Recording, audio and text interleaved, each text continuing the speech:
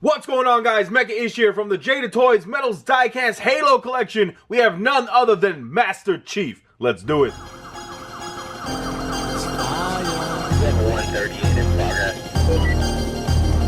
Prepare for launch in 3, 2. Step out of your world and step into my... Welcome back to another Jada Toys Metals Diecast collectible figure review, and from the Halo series, we have Master Chief. Now, John 113 is getting the Jada Toys Metals Diecast treatment, and I couldn't be more excited being a big fan of the Halo series. Now, Master Chief is encased in your standard window box here that we've grown accustomed to with these Metals Diecast figures. You got the silver foil at the top left. He is M330, and you have a nice little sign there that says, "Caution, heavy diecast metal." Through the window, you can see Master Chief holding his assault rifle. At the bottom left, you have another image of Master Chief, and then you have the Halo logo, and of course his name at the bottom right. At the top of the box, you have another Metals Diecast logo that is not silver foiled, and you have another window view, this time of the top, looking down at Master Chief. Now, each side of the box has the logo, the name, and of course a half of the concept art. And at the back, you have the Metals Diecast and Halo logos again, and then you have a full image of Master Chief, and of course his name and number at the bottom left, with some very cool design and background. All right, let's take Master Chief outside of this box,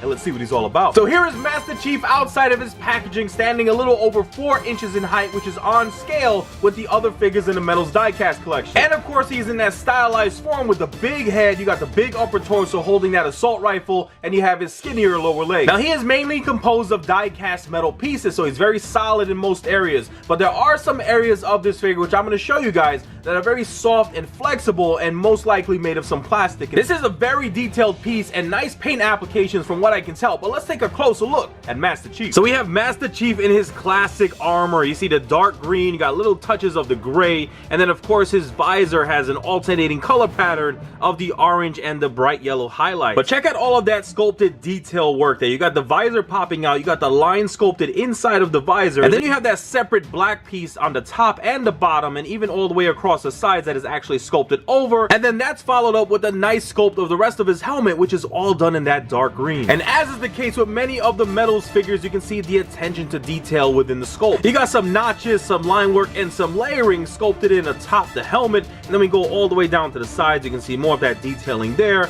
In the back as well. They did add a little touch of white at the top of his mouthpiece, and of course the rest of his big head looks amazing. Now, looking at his shoulders, I really love how they sculpted this because you have a lot of textured detail there. You can really see the design of his under armor, and then you have that layer of armor on the lateral portion on his shoulder. You have the bigger shoulder plate, which has a lot more detailing. You see some variation in colors between the gray and that hunter green. And then we have more of that fantastic sculpt work across the back of Master Chief. Now, like I mentioned earlier, even though this figure is mainly of metal, there are some softer pieces, as you can see here by the top of his thrusters, and the tip of his helmet has a little flexibility there, so you can see they used the plastic alongside the die-cast metal. His left arm is posed in a bent position to hold the assault rifle, but we do have some nice detailing right there at the tip of his bicep, and that armor goes all the way through to the back of his tricep. And then we go to the amazing detail. You see all of the line work and circuitry going on with that massive forearm armor, and then we have his hands, which are nicely sculpted and are done in a softer plastic. So not only are they using that softer pliable material for his hands, it is also being used for his assault rifle,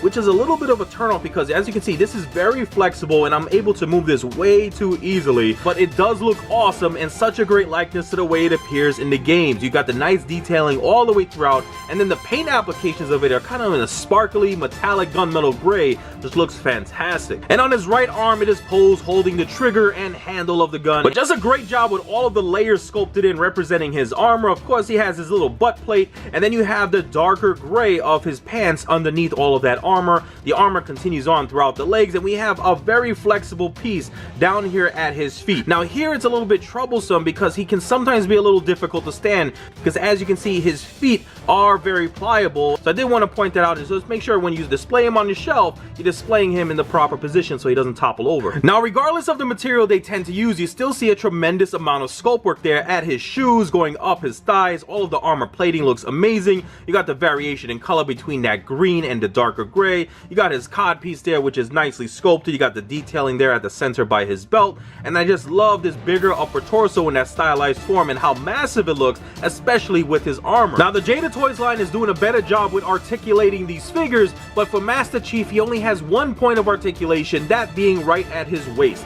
So here you can see it's able to move side to side, so give you a little variation when posing this guy. But either way you pose him, he's gonna look fantastic on your display. So there you have it, guys, my video review of the Jada Toys Metals Diecast Master Chief from the Halo series. So excited that Jada Toys actually has their hands on the license of Halo, and hopefully we get a lot more characters from the Halo universe down the line. Thank you guys so much for hanging out with me. I hope you enjoyed this video. Leave a thumbs up and check out my channel for other reviews I have done, and I have so many cool things on the way, so make sure you all like, subscribe, comment, and share.